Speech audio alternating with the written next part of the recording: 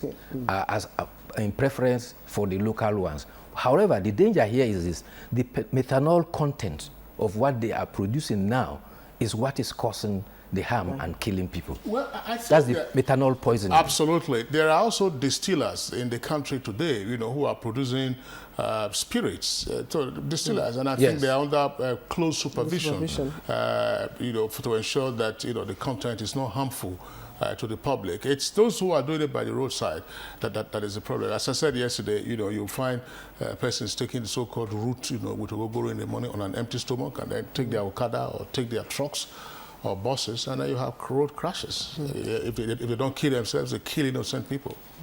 Well, gentlemen, NAFDAC will, of course, have to sit up. This is where it will not just only bark, it will have to bite. All right, Bayo, thank you very much for coming, and we hope to see you tomorrow, Friday. Thank you. I look forward to it. This is Good Morning Nigeria. We'll take a short break. When we come back, we'll start our subjects for conversation. Yes, Hotel The Horizon has rebranded with upgrade of their facilities. Guests and visitors to Hotel The Horizon are certainly in for an amazing good time. Located in a very serene environment with a crop of well-trained personnel, Hotel The Horizon has tastefully and exquisitely furnished rooms and suites. Host your events at our fully air-conditioned, multi-purpose, pillar-free banquet hall. Enjoy our exclusive continental and national delicacies. Have relaxing moments at our state-of-the-art Fijat poolside bar and grill, opened 24 hours daily. Let us take the stress off you. Take advantage of our excellent outdoor catering services for all your events. Hotel The Horizon, situated at Plot 5, Candy Close, Wuse 2, Abuja.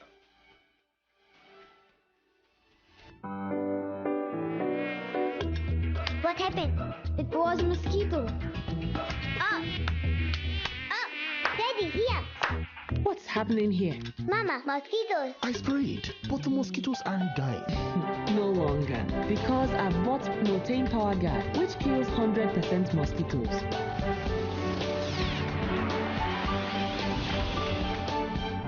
Motane Power Guard kills 100% mosquitoes. The body to sweat, which attracts germs that are easily passed from one person to another. What keeps you so cool, man? Dettol Cool combines Dettol's protection with added menthol to protect from germs. Cool gives you maximum protection against germs every day from head to toes and an invincible icy feel. For super cool confidence, use Dettol Cool. Dettol. Be 100% sure.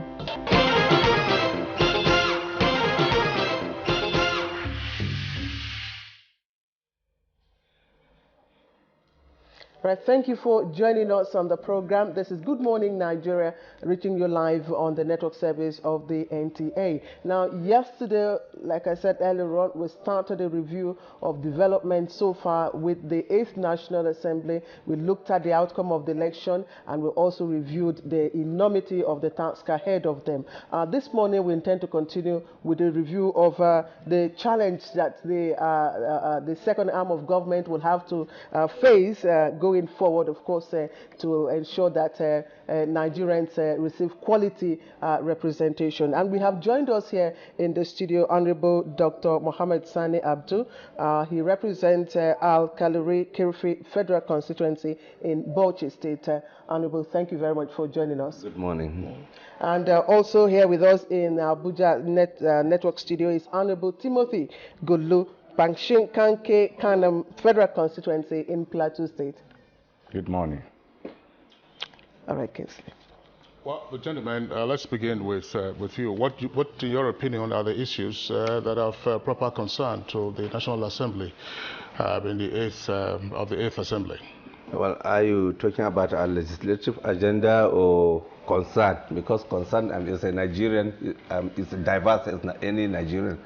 But if it's agenda, I think it has already been defined by Mr. President during his campaign, and now it's being consolidated. And if you looked at the speech by Dogara, our new speaker, he actually keyed into what the president has already defined. That means the issue of security, the fight on corruption, job creation, critical economic infrastructure, and so on. These are the major, milestones that we would want to legislate to make it easy for the president to achieve his set objectives in changing Nigeria for better.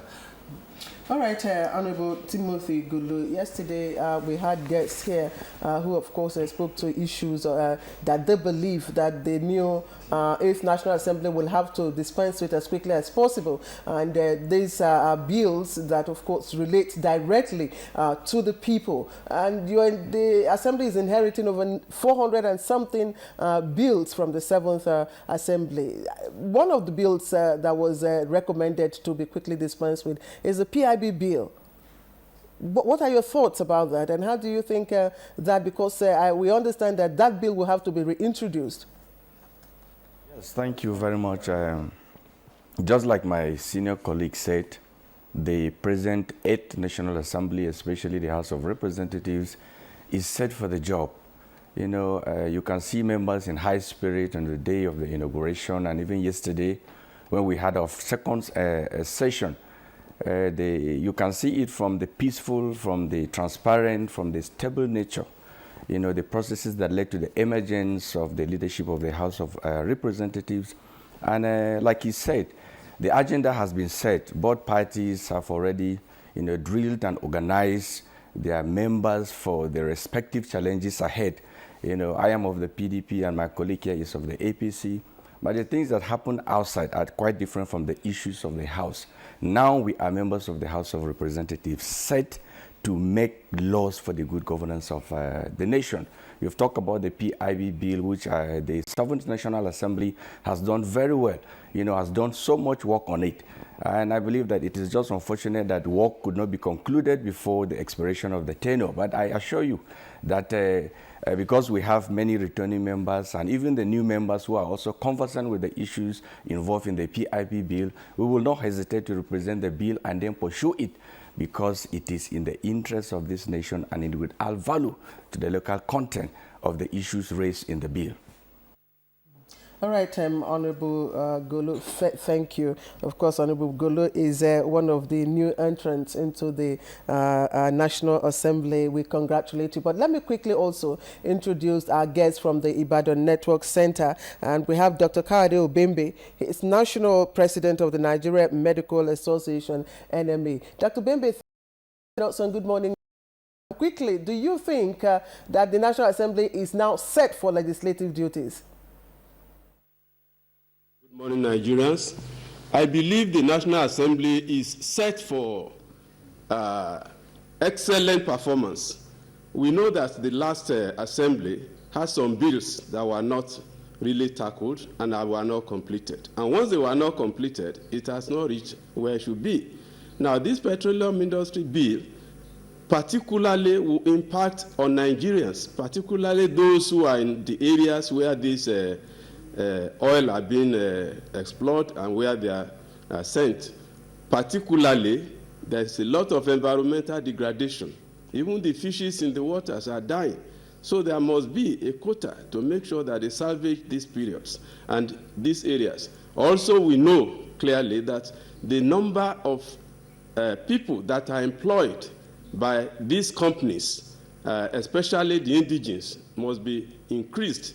So the local content is very important in this bill. And I believe that this 8th Assembly should put that as a priority now, once they have been established. As for now, there's no question of party politics, APC or PDP, is the health of Nigerians and what we can stand to benefit by this bill. And I believe they should pursue it vigorously as soon as they resume duty.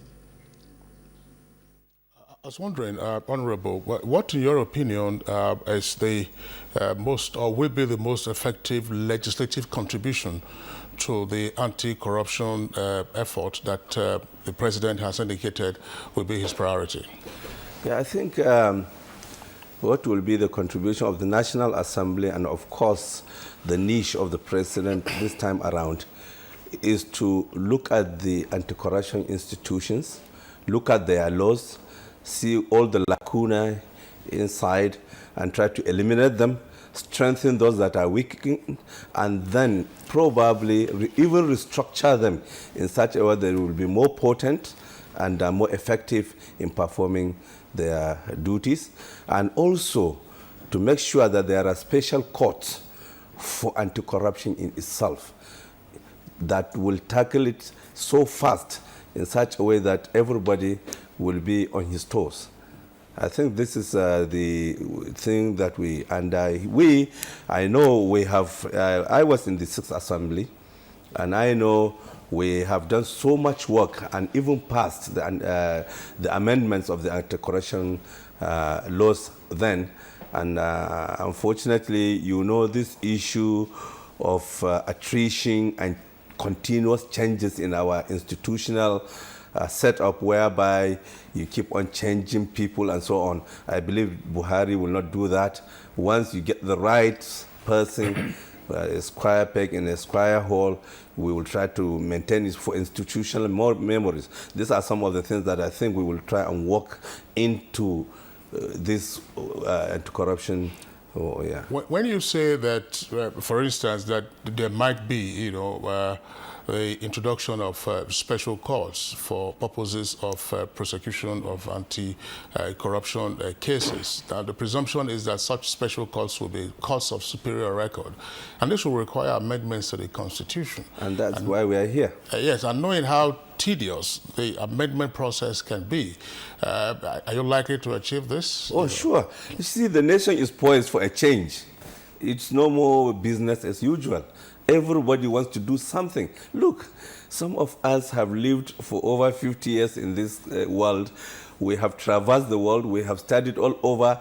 We enjoyed something somewhere that is not here. We are now back to say, look, Nigeria must work. And I think people have spoken through these elections. The change is real, and everybody must just stand up and do his work. And we in the Assembly, both at the Senate, in spite of all the hula baloo, the politicking there, I know that everybody is determined to do the work, and we will do it. And we have majority of the governors are new. They are young. They want to perform, and so also the state assemblies. I mean, to me, there is nothing. And remember that there was this in court, even though I don't believe in it, the National Conference, a lot of things have been worked. All the reports are there. It's so easy now, I think, to amend the Constitution much more than ever before.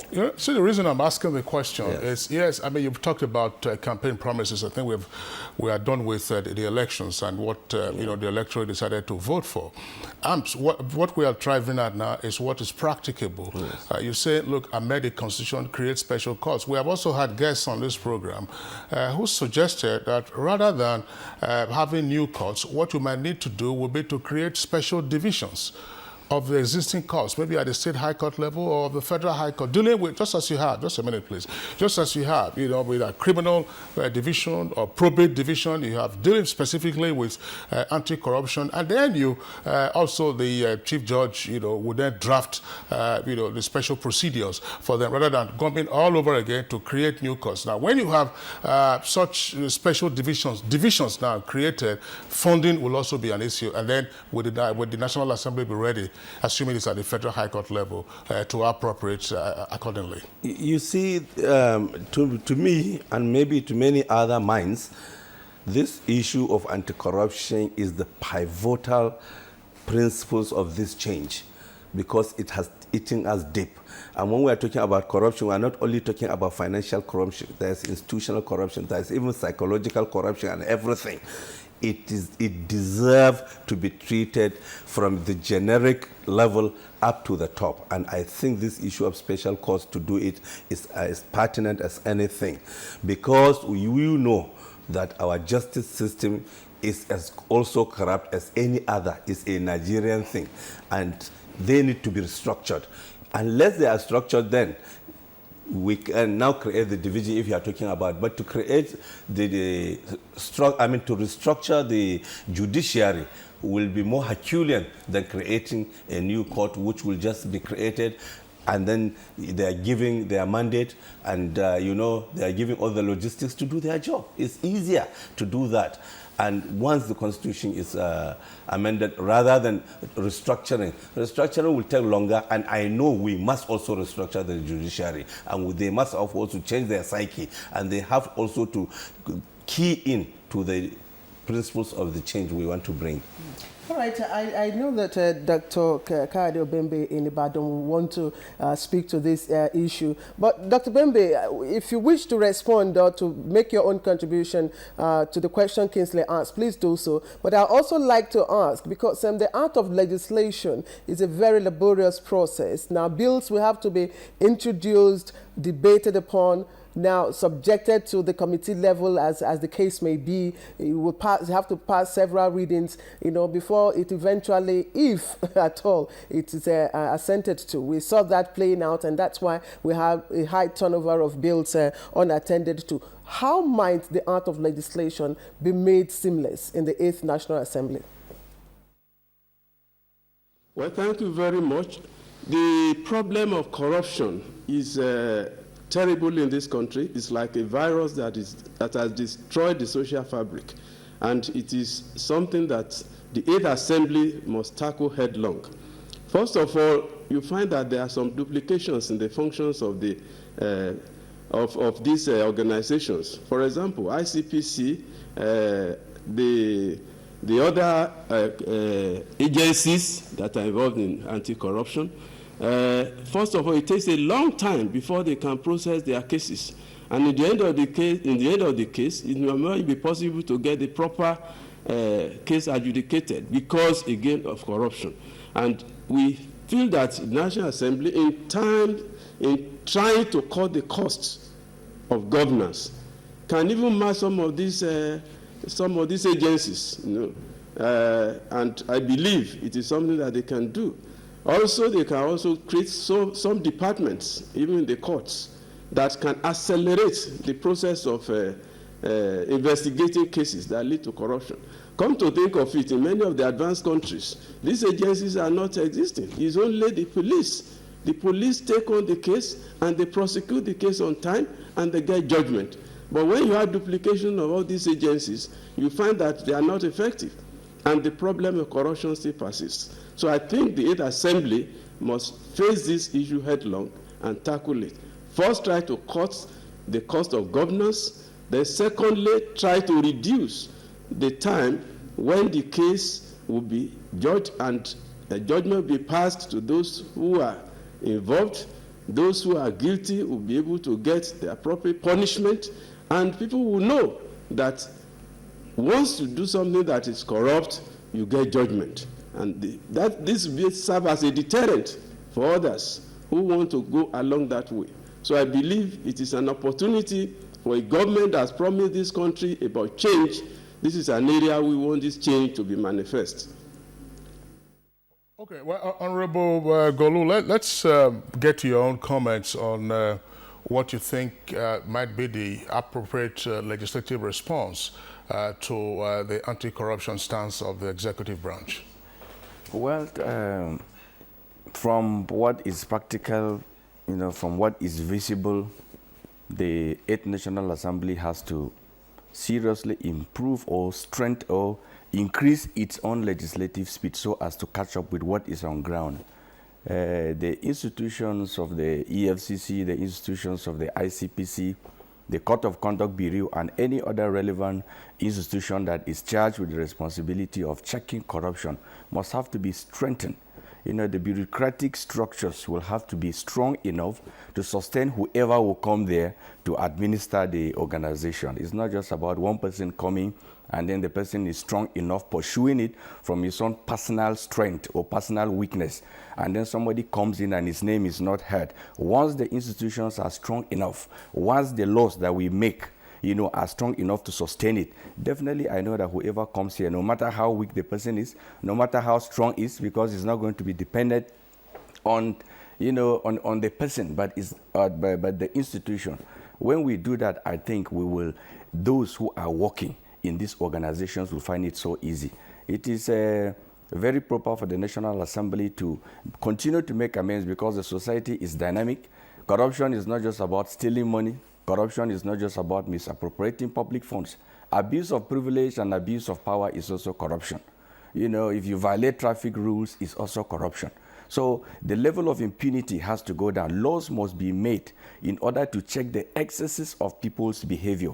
You know, the three arms of government are there. Whoever does what is not right, you know, will face the law as individual members of the three arms, and then as members of the public.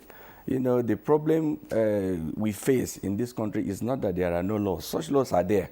But as I said, the institutions to implement or to execute the provisions of this law are not strong enough. And people must make sure that they respect these laws, because it starts with an individual. It is not about the society. The society begins with an individual. From the individual, it moves to the family, then the community, then the nation. You know, as the case may be. So if anybody thinks that it is left for somebody else to do it and then leaving his or her role, I don't think we will achieve it. Okay, well, thank you for your comments. But, you know, we can speak of anti-corruption in broad terms, sweeping generalizations, but we have to take, you know, the particular locations where acts of corruption occur and begin to tackle them and deal with them. Former President Goodluck Jonathan had two clear sources where he also, by general acclamation or acknowledgement, recorded success. Fertilizer scam, he stopped that. And then, you know, the phenomenon of ghost workers, the ghosts were exorcised. President Buhari has also now indicated that, look, there's massive corruption going on with the mismanagement of the state and local government joint accounts.